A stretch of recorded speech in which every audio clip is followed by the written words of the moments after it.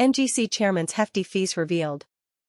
The chairman of the National Gas Company receives a hefty sum in board fees and traveling expenses from his chairmanship of 3A companies and 13C companies associated with the state-owned company.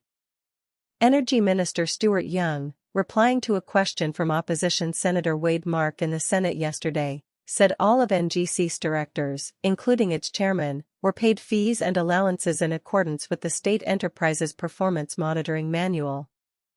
As a result, the NGC chairman is paid the following fees and allowances: 3A companies $10,000 a month per company, and travel allowance of $1,000 per month. 13C companies fees $6,500 a month, travel allowance of $1,000 a month.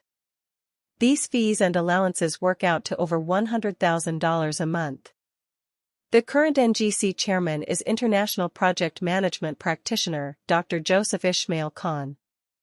Young said the total amount of money spent on the chairman's overseas travel by the NGC, its subsidiaries, and associated investment company since his appointment was $30,414 $210,000 Trinidad and Tobago dollars.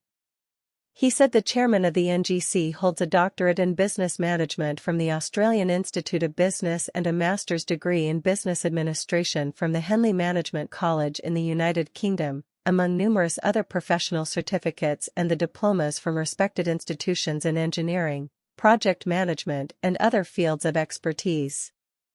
He is also a member of the Project Management Institute, which is the world's most recognized project management certification, and a fellow of the American Academy of Project Managers.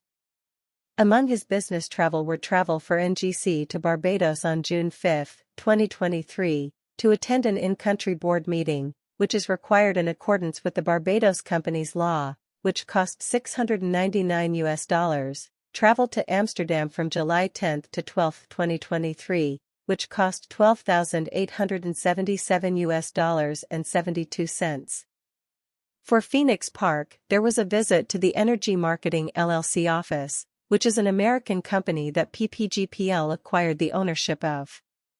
That cost $2,727 and a visit to Phoenix Park Energy Marketing Ltd., another entity acquired in the United States as part of the diversification by the NGC Group outside of Trinidad and Tobago, which cost US $4,047.96. There was also travel to Guyana for an in-country board meeting required in accordance with Guyana company law, which cost $1,925.59. Travel to Suriname for engagement with government representatives with a view to establishing cross-bonus border synergies and pursuing renewable energy project opportunities cost $2,493.39. The energy conferences in both Guyana and Suriname cost $3,704.37 and $1,939.06, respectively.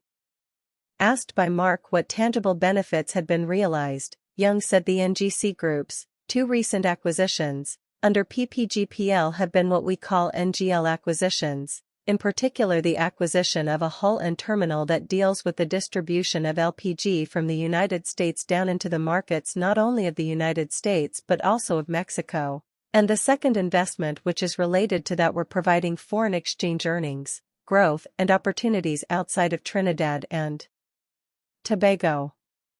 They are both direct successes of this government's efforts with the NGC Group to diversify outside of Trinidad and Tobago.